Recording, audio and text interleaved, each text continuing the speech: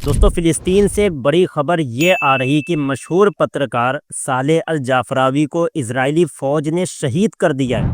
ان کے اوپر تابڑ توڑ 7 گولیاں ماری گئیں۔ صالح الجعفراوی کی بے باک رپورٹنگ کی وجہ سے انہیں ساری دنیا جانتی ہے۔ دوستو کہنے کو تو غزہ اور اسرائیل کے بیچ سیز فائر ہو چکا ہے، لیکن زمین پر اب بھی دھواں اور خون بہہ رہا ہے۔ غزہ میں ٹرک وغیرہ کے ذریعے کھانا، پانی اور دوائیاں پہنچنا شروع ہو گئی ہیں، مگر راحت کے ساتھ ڈر بھی شامل ہے۔ آج ویسٹ جنرل کی رپورٹ کے مطابق حماس نے پہلے چرن میں تقریباً 20 اسرائیلی بندکوں کو رہا کر دیا ہے، اور اس کے بدلے اسرائیل نے بھی کچھ فلسطینی قیدیوں کو چھوڑا ہے۔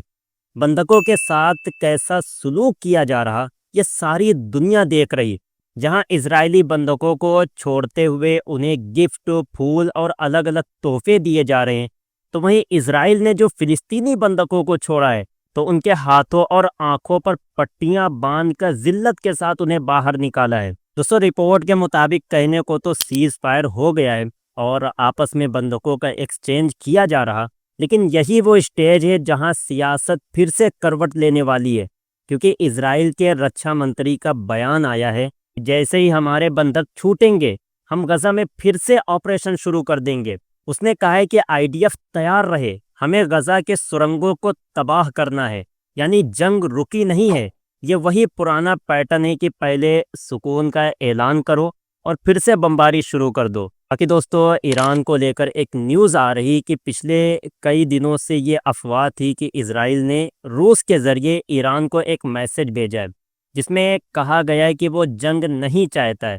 اس لیے اب ایران نے بھی اس بات کو آفیشلی کنفرم کر دیا ہے۔ ایران نے کہا ہے کہ ہاں، اسرائیل نے روس پریزیڈنٹ پوتن کے ذریعے ہمیں یہ پیغام بھیجا ہے کہ وہ ایران سے جنگ نہیں کرنا چاہتا، بلکہ بات چیت کرنا چاہتا ہے۔ یعنی دوستو حالات ایسے ہیں کہ اب بڑی طاقتیں بھی تھک چکی ہیں، لیکن دوسری طرف ہمیں یہ نہیں بھولنا چاہیے کہ اسرائیل جب بھی پیچھے ہٹتا ہے وہ صرف سانس لینے کے لیے رکتا ہے، تاکہ اگلا وار اور گہرا کر سکے۔